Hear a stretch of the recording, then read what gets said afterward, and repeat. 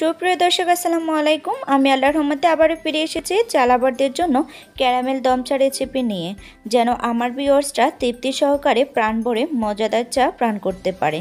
Facebook viral caramel চায়ের কথা আমরা সবাই শুনেছি, তাই আমি ভেবেছি এই মজাদার ক্যারামেল চাকে কিভাবে আরও বেশি স্বাদের করা যায়। এই জন্য আমি একটু ভিন্নতা এনে আপনাদের সাথে শেয়ার করব ক্যারামেল দম চা। আর এই চা সব চায়ের রেসিপিকে হার মানাবে আর এনে দিবে মুখে লেগে থাকার মতো দুর্দান্ত স্বাদ। আশা করছি এই রেসিপিটি আপনাদের কাছে অনেক ভালো লাগবে। আর যদি ভালো লাগে প্লিজ কেউ লাইক দিতে ভুলবেন না। আর যারা আমার চ্যানেলে নতুন আছে প্লিজ তারা আমার চ্যানেলটি সাবস্ক্রাইব করে পাশে আসা বেল আইকনটি বাজিয়ে রাখবেন, এতে করে আমার দেওয়া রেসিপির নোটিফিকেশান চলে যাবে আপনার কাছে। চলে যাচ্ছে মূল ভিডিওতে। চলো, আমি একটি ফ্যান বসিয়ে দিয়েছি। ক্যারামেল চা তৈরি করতে প্রথমে ক্যারামেল তৈরি করে নিতে হবে। তো এখানে আমি 2 কাপ চায়ের জন্য 2 চামচ চিনি দিয়ে দিচ্ছি। চিনিটা আপনাদের পছন্দ অনুযায়ী বাড়িয়ে কমিয়ে দিতে পারেন। 2 চামচ চিনি দিয়ে আমি ক্যারামেল তৈরি করে নেব। সরাসরি চিনি দিয়ে ক্যারামেল তৈরি করলে পুড়ে যাওয়ার সম্ভাবনা থাকবে এবং পারফেক্টলি ক্যারামেল তৈরি নাও হতে পারে। এই জন্য আমি একটু পানি দিয়ে দিলাম। সামান্য একটু পানি দিয়ে আমি পারফেক্টলি ক্যারামেল তৈরি করে নেব। নাড়তে নাড়তে যখন কালারটা পরিবর্তন হয়ে লালচে কালার হয়ে আসবে এবং সুন্দর একটা কালার ধারণ করবে, খেয়াল রাখবেন যেন ক্যারামেলটা পুড়ে না যায়। তারপরে দেখতে পাচ্ছেন ক্যারামেলের কালার চলে আসছে। এই পর্যায়ে আমি পানি দিয়ে দিব, এতে করে কালারটাও সুন্দর হবে এবং পুড়েও যাবে না। ক্যারামেলটা পুড়ে গেলে চার টেস্টটা কিন্তু ভালো আসবে না। দেখতেই পাচ্ছেন কালারটা কতটা সুন্দর হয়েছে। এখন আমি দিয়ে দিব 2 কাপ চায়ের জন্য 3.5 কাপ লিকুইড দুধ। দুধটা আমার আগে থেকে জাল করা ছিল।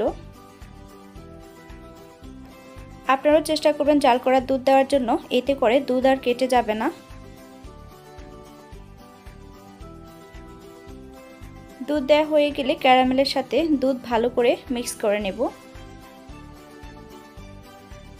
ভালো করে মেশানো হলে এখন দিয়ে দিব 2টা এলাচ মুখ ফেটে, এতে করে ফ্লেভারটা ভালো আসবে। এটা সম্পূর্ণ অপশনাল, আপনারা চাইলে যারা পছন্দ করেন তারা দিতে পারেন। এখন আমি 2 কাপ চায়ের জন্য 4 চামচ চা পাতা দিয়ে দিচ্ছি। আপনারা চেষ্টা করবেন ভালো মানের ভালো ব্র্যান্ডের চা পাতা নেওয়ার জন্য, এতে করে চায়ের কালারটা খুব সুন্দর আসবে এবং টেস্টটাও ভালো আসবে। এখন আমি চা পাতা দুধের সাথে ভালো করে মিক্স করে নেব এবং অপেক্ষা করব বলক আসার জন্য। কিছুক্ষণ পরে ফিরে এসেছি। চায়ের অলরেডি বলক এসে গেছে। এই পর্যায়ে আমি চুলার আঁচটা কমিয়ে মিডিয়াম আঁচে রাখবো। যেহেতু আমি দম চা তৈরি করতেছি এই জন্য আমি এখন ঢাকনা দিয়ে রাখবো। ঢাকনা দিয়ে দমে রাখবো 5 থেকে 10 মিনিটের জন্য, এতে করে চায়ের স্বাদটা দ্বিগুণ বেড়ে যাবে। 10 মিনিট পরে ফিরে এসে আমি আপনাদের দেখাচ্ছি চায়ের কি অবস্থা। একটা চামচের সাহায্যে উপরে উঠে আসা চা পাতাগুলো নিচে নামিয়ে দিব। চাটা কিন্তু বেশ পাতলা রয়েছে। এখন আমি আর ঢাকনা দিব না, ঢাকনা ছাড়াই আমি জাল করতে থাকবো 2 কাপ চায়ে পরিণত হওয়া পর্যন্ত এবং চাটা গাঢ় হয়ে সুন্দর একটা কালার আসা পর্যন্ত। কিছুক্ষণ পরে ফিরে এসেছি। আপনারা স্ক্রিনে দেখতে পাচ্ছেন চায়ের উপরে কতটা মোটা সর বসেছে, কতটা সুন্দর কালার আসছে এবং কতটা গাঢ় হয়ে গেছে। এই যখন উপরে মোটা একটা সর বসে যাবে তখন বুঝতে হবে চাটা একেবারে পারফেক্ট হয়েছে। আর যখন এভাবে আপনি চামচ দ্বারা পেলবেন চাটা তখন ড্রপ আকারে পড়বে। তা আমি এই চাগুলোকে এখন চুলা বন্ধ করে আমি ছাঁকনি দিয়ে ছেঁকে নেব। ছেঁকে নেওয়ার পরে আমি একটা 4 কাপ নিয়ে আমি পরিবেশন করে দেখাচ্ছি কতটা পারফেক্ট হয়েছে এবং কত সুন্দর একটা চায়ের কালার আসছে।